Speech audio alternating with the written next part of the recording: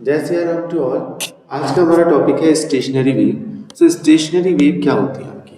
तो stationary wave को जानने से पहले आपको ये पता होना चाहिए कि वेव की फ्रीक्वेंसी क्या होती है, एम्पलीट्यूड क्या होता है और आपका फेज और इन सब के बारे में आपको पता होना चाहिए।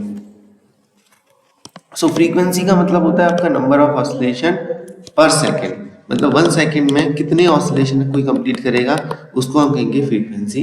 एम्पलीट्यूड का मतलब हुआ क्या? Maximum displacement of the particle from the equilibrium position.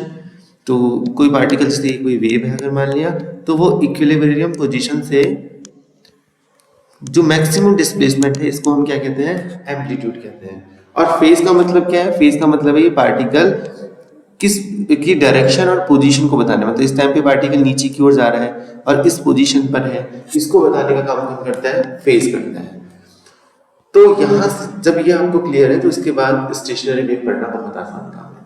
तो स्टेशनरी वेव नाम से आपको दिख रहा होगा, स्टेशनरी का मतलब रुका हुआ। तो रुकी हुई वेव का मीनिंग क्या हुआ? ये दो टाइप की वेव होती है, एक होती है प्रोग्रेसिव वेव, एक होती है स्टेशनरी वेव। प्रोग्रेसिव वेव का मतलब क्या होता है? प्रोग्रेसिव वेव का मतलब होता है आपका कि ऐसी वेव जिसमें एनर्जी का क्या होता है? ट्रांसफर होता है एक पोजीशन से दूसरे पोजीशन में। जैसे कोई नॉर्मल वेव अगर कोई किसी मीडियम में ट्रेवल कर रही है तो मीडियम के पार्टिकल को क्या देगी? एनर्जी देगी, फिर ये अगले पार्टिकल को एनर्जी देगा, फिर अगले को एनर्जी देगा। तो एनर्जी का क्या हो रहा है? ट्रांसफर हो रहा है। अगर एनर्जी का ट्रांसफर रुक जाए, ऐसा कब हो सकता है?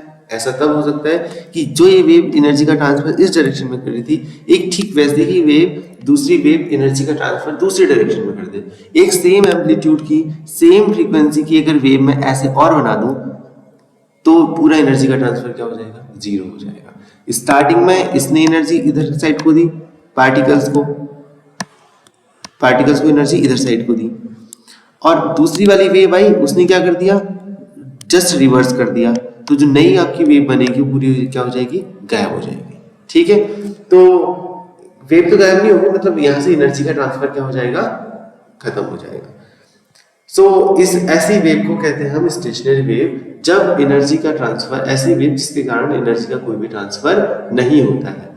तो ऐसी वेव कैसे प्रोपेगेट होगी? तो इसका जस्ट मीनिंग है कि अगर आपके पास कोई दो वेव होंगी, two waves having same frequency, same amplitude, but एक जो इंपॉर्टेंट चीज है वो क्या है? इनकी डायरेक्शन क्या होनी चाहिए? डायरेक्शन में अपोजिट होनी चाहिए। तो ऐसी जो वेव बनेंगी उनको हम कहेंगे आपका, उसके बाद जो उनके सुपरपोजिशन जब होगा तो ऐसी वेव को हम क्या कहेंगे? अब हम कहेंगे स्टेशनरी वेव। तो इन वेव जब ये बनती है तो आपका नोड एंटी नोड्स बनते हैं। तो डेरिवेशन जो इसका है नोड्स और एंटी नोड की पोजीशन और इन सब का, वो तो हम नेक्स्ट लेक्चर में करेंगे, बट एक जनरल इंफॉर्मेशन हम इसमें देते हैं कि क्या है। जैसे मान लिया एक ये वेव है ऐसे जा रही है आपकी, और ऐसे ही आपकी दूसरी वेव क्या हुई? वापस भी आई यहां से। अगर ये रिजिड सपोर्ट है, इसके बारे में भी हम नेक्स्ट लेक्चर में चर्चा करेंगे कि अगर ये रिजिड सपोर्ट है तो इसका फेज क्या हो जाता है? आपका चेंज हो जाता है। तो ये वेव कुछ ऐसे लौट के आएगी। जो ये पोजीशंस हैं आपकी मैक्सिमम डिस्प्लेसमेंट की, इनको हम कहते हैं एंटी नोड्स। और जो पोजीशन जहां पर पार्टिकल्स बिल्कुल अपनी ही पोजीशन पे स्टक रहता है, कोई अपना वाइब्रेशन नहीं दिखाता, इन पोजीशन को हम कहते हैं नोड, और इसको हम कहते हैं एंटी नोड। तो यहाँ पर आपको नोड और एंटी नोड मिलेंगे। जैसे आपको ट्रांसवर्स वेव मिलता था, वहां पर आपको क्रेस्ट एंड ट्रफ मिलते थे, जहां पर लॉन्गिट्यूडिनल वेव होता था, रेयरफैक्शन, कंप्रेशन मिलते थे। बट यहाँ पर आपको क्या मिलेंगे? नोड और एंटी नोड मिलेंगे। इनके आधार पर हम इसकी पूरी एनालिसिस करने वाले हैं। तो स्टेशनरी वेव में आपको क्या ध्यान रखना है? स्टेशनरी वेव ऐसी वेव होती है जो कि दो वेव के सुपरपोजिशन से आपको मिलती है। दोनों वेव आपकी सेम फ्रीक्वेंसी की होनी चाहिए, सेम उनका एम्पलीट्यूड होना चाहिए, बट उनकी डायरेक्शन क्या होनी चाहिए? उल्टी होनी चाहिए।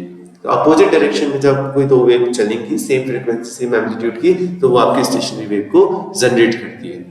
तो इसके नेक्स्ट लेक्चर में हम इसका डेरिवेशन देखेंगे और देखेंगे कि उनकी position of node and position of anti node. तब तक के लिए जय सिया राम टू ऑल।